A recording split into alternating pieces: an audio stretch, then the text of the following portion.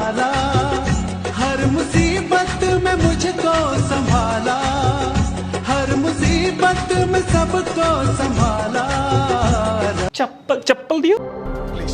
ये मेला नहीं है, ये प्रार्थना सभा है। और कल से कोई भी काउंटर 7 o'clock के बाद नहीं काम करेगा। 7 to 10 तक। दोस्तों अभी आप जिनको स्क्रीन पर देख रहे हैं ये आदरणीय अपोस्टल संजीत कुमार जी हैं। आजकल जो ये बड़े बड़े सेवक बने फिरते हैं, प्रभु के बड़े बड़े दास बने फिरते हैं, उनको कहाँ ही सेवा करनी आती है। अगर सेवा करनी है तो जरा इन भाई साहब से उनको सीखने की जरूरत है। देखने से इनकी मिनिस्ट्री बिहार की लगती है, लोग भी बिहार के ही लगते हैं इनके चर्च के अंदर जो आते हैं, और ये भाई साहब खुद भी बिहार के ही लगते हैं। मतलब आज आप इस वीडियो को देख करके जो आपने पेशेंस आपने अपने अंदर रखा हुआ है कि हमें मसीह में किसी को कुछ नहीं बोलना चाहिए, वो तो पक्का टूट जाएगा जब आप इन भाई साहब के कारनामे देखेंगे। अभी तो दोस्तों ट्रेलर है, इतनी भी जल्दी गुस्सा होने की जरूरत नहीं है। अभी तो आगे पूरी फिल्म पड़ी है जो कि मैं आपको दिखाने वाला हूँ।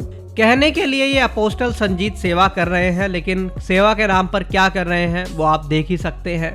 कुछ ऐसे ही लोगों की वजह से यीशु मसीह का मजाक बनाया जाता है और तरह तरह से ठट्ठा किया जाता है मसीह लोगों का। इन भाई साहब के कदमों में पता नहीं कौन सा ऐसा हल्दी चंदन का लेप लगा हुआ है कि ये बिना कपड़े के आगे बढ़ते ही नहीं है। अपने चर्च में भी घुसने से पहले ये अपनी चर्च की महिलाओं को बोल देते हैं, मेरी शान में कपड़े नीचे बिछा दो, अपनी चुन्नियां बिछा दो, उनके ऊपर चढ़ के ही मैं स्टेज तक जाऊंगा। हालांकि दोस्तों भाई साहब की शक्ल ऐसी लगती है जैसे 5 मिनट पहले ही गुटखा छोड़ा हो, लेकिन फीलिंग पूरी यीशु मसीह से भी बढ़कर के ली जा रही है। यीशु मसीह परमेश्वर होकर के भी अपने चेलों के पैर धोता था। वो ये दिखाता था कि मैं कैसे कितना हम्बल हूँ, मैं सेवा करवाने के लिए नहीं सेवा करने के लिए आया हूँ, और उसने की भी। वो हमारे लिए आदर्श है। लेकिन हम ऐसे लोगों को क्या ही बोले जो खुद को यीशु मसीह से भी बड़ा मानते हैं।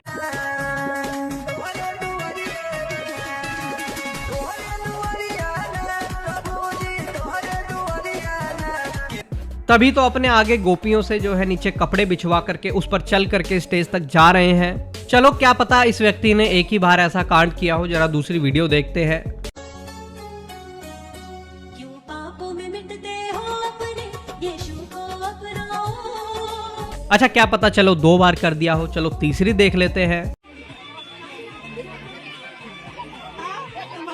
अरे क्या है, क्यों क्रिश्चियनिटी की ऐसी की तैसी कर रहे हो तुम लोग। यह अपोस्टल का सर्टिफिकेट जरूर युगांडा या फिर नाइजीरिया से मिला होगा, क्योंकि ऐसी शिक्षा इंडिया में तो अभी तक तो दी नहीं जा रही है। इतनी आधुनिक शिक्षा तो वहीं से इस व्यक्ति को प्राप्त हो सकती है, और इसने वहां से प्राप्त करके बिहार में उसको अप्लाई भी कर दिया है। जब तू संडास करने के लिए जाता है तो क्या वहां पर भी ऐसे ही महिलाओं की चुन्नियां बिछा करके अंदर जाता है, अपनी सीट पर भी चुन्नियां बिछा करके बैठता है।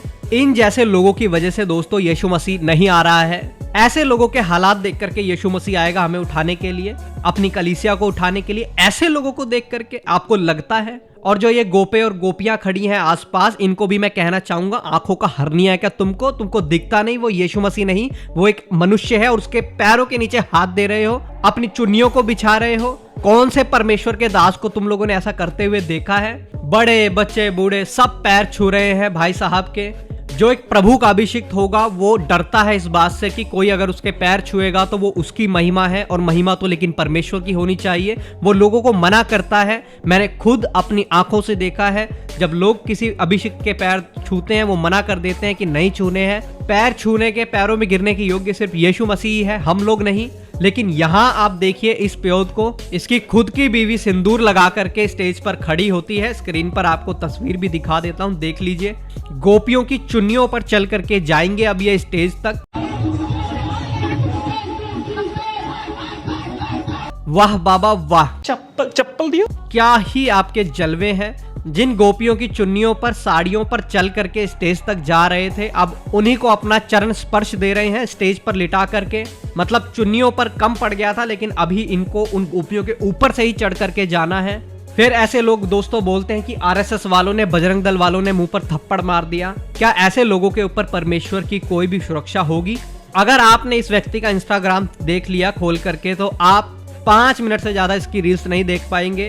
पूरे आस्कियों वाले गाने के साथ अपनी रील्स को डालता है ये व्यक्ति, और नाम लिखा हुआ है अपोस्टल संजीत मिनिस्ट्रीज। इसकी प्रोफाइल में आपको ऐसे चल करके जाने वाली, गले में हार वाली और तरह तरह के पाखंड वाली इतनी वीडियोस देखने के लिए मिलेंगी। आपका मन यही सोचेगा कि आखिर क्या ये व्यक्ति हर संडे ही अपना ऐसे स्वागत करवाता है, राजाओं महाराजाओं वाली फीलिंग लेकर के चर्च के अंदर शाही एंट्री करते हुए हमारे देश के सबसे बड़े अपोस्टल संजीत कुमार मिनिस्ट्रीज वाले, जिन्होंने 5 मिनट पहले ही बाहर गुटखा थूका है, उनका ऐसे स्वागत किया जा रहा है। आप देख करके अपना सिर पकड़ लेंगे।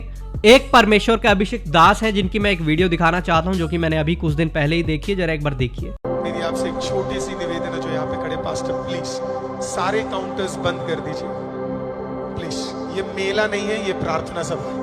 और कल से कोई भी काउंटर 7 o'clock के बाद नहीं काम करेगा। 7 to 10 बंद। आराधक यहाँ पे है, प्रभु की उपस्थिति है। Please pastor, let's do that. मुझे नहीं लगता वहां तक उनको आवाज जा रही है, तो किसी को भेज के वो बंद करवा दीजिए प्लीज।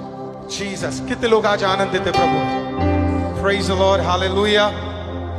अभी आपने देखा यहाँ पर इन्होंने क्या किया, प्रभु का पवित्र वचन देने के लिए जा रहे थे, तो इन्होंने देखा बहुत सारे जो जहाँ पर ये मीटिंग करने गए हैं वहाँ पर बहुत सारी स्टॉल लगी हुई हैं। आप कह सकते हैं बाइबल्स की और तरह तरह की स्टॉल्स, आप जानते हैं बड़ी बड़ी मीटिंग्स में लगती हैं, तो वहाँ पर लगी हुई थी। इन्होंने देखा कि लोग अभी भी जाकर के स्टॉल्स पर खड़े हैं और वहाँ पर शॉपिंग कर रहे हैं, पर मुझे तो पवित्र वचन प्रभु का देना है।